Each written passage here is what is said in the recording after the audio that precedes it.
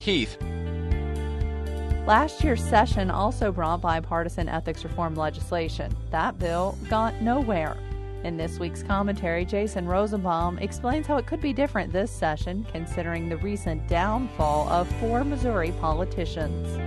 On the surface, the end of the General Assembly's legislative session is a kickoff to a dry spell of activity.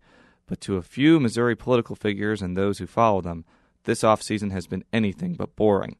That's because the past 6 months have brought about stunning falls to 4 notable Missouri politicians, and their full collapses from power in the interim could set the tone for next year's session. The first shockwave occurred when Jeff Smith and Steve Brown pleaded guilty to felony charges after lying about illegal activities during the political science professor's 2004 congressional campaign. Shortly after that, T.D. Elamine stepped down after pleading guilty to bribery charges. But while those 3 resignations resulted in the election of new legislators in safe Democratic districts, the latest hammer to fall could have jarring ramifications for the state Republican Party. That's because House Speaker Rod Jetton decided to exile himself from Missouri politics as he fights felony assault charges leveled against him. Some have used Jetton's sudden downfall, as well as the resignations of the 3 legislators, as a pretext to discuss broader ethical issues.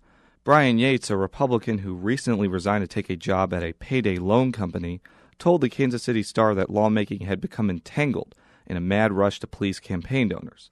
Others have pointed fingers at unlimited campaign finance donations, term limits, and loose reporting regulations as sowing moral hopelessness in the capital city.